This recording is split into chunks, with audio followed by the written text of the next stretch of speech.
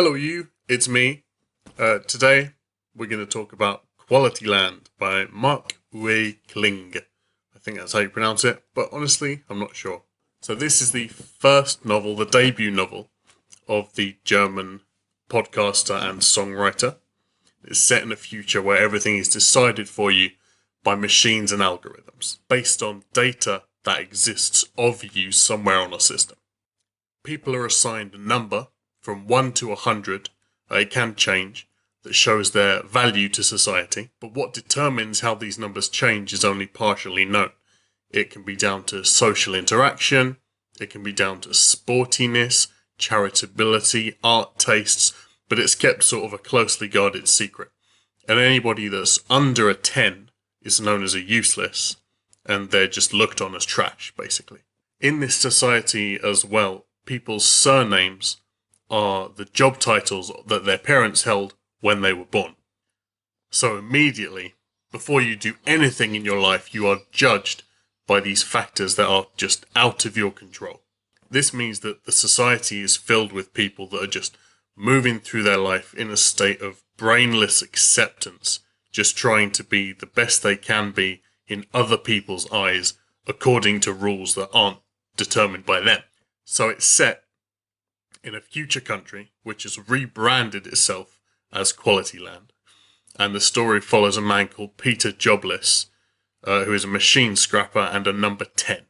His partner leaves him, he drops a number to become a useless, and his world just changes.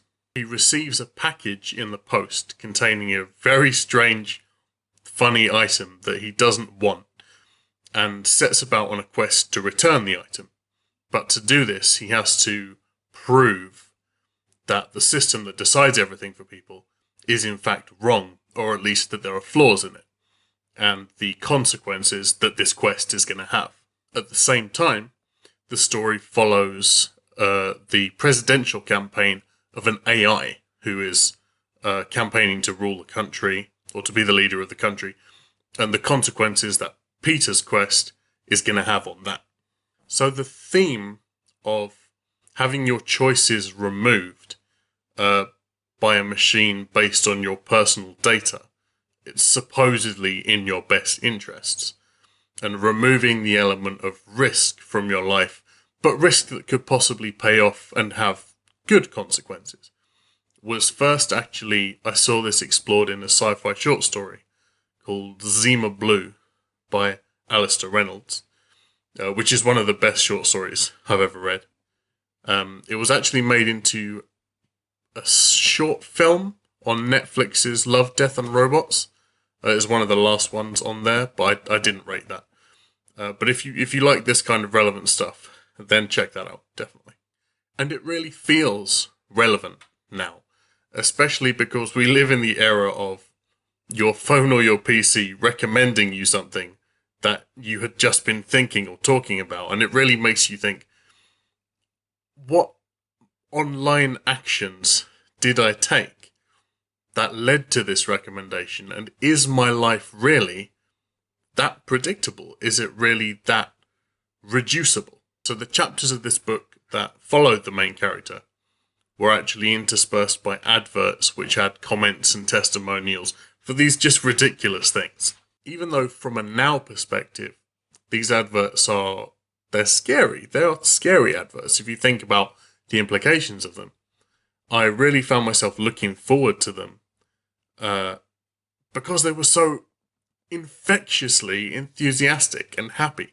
And the author did really well keeping that tone up throughout the story. And retrospectively, it really makes you think how it's so easy online to mask the negative qualities of something just through good advertising, and other people saying, it's great.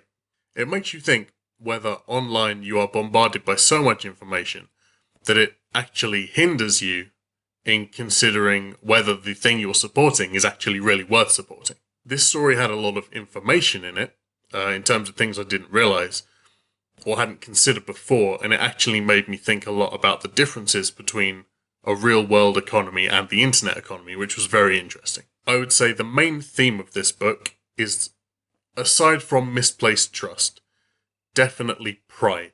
and that it takes a machine in charge to show that the problem is not necessarily with software, but with human denial that things need to change.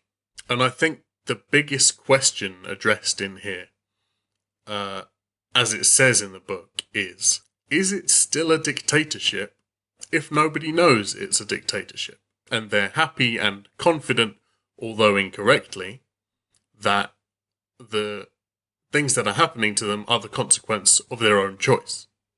Thoroughly enjoyed this book. It felt like the love child of William Gibson and Terry Pratchett. It had me laughing out loud 20 pages in, which is incredibly rare in a book. Highly recommend it. Even if you are not a sci-fi fan, just if you're a person that is interested in the implications of the internet, social media. It's a bit Black Mirror in a light-hearted way, but at the same time, a very relevant book. And I think in the way that we look back on 1984 now as sort of a precursor to the age of surveillance, and we think, wow, they got it kind of scarily right. I think this may well be a book that in 20 to 30 years we are looking back on as a bit of a prophetic. But yeah, give it a read. I'll give it 8 out of 10. If you've read it, drop a comment, let me know what you think. If there's anything you'd like me to read, any booktube tags you'd like me to go through, mention them down below. Don't forget to like and subscribe. There's more coming. Hope you're doing alright. I'll see you soon.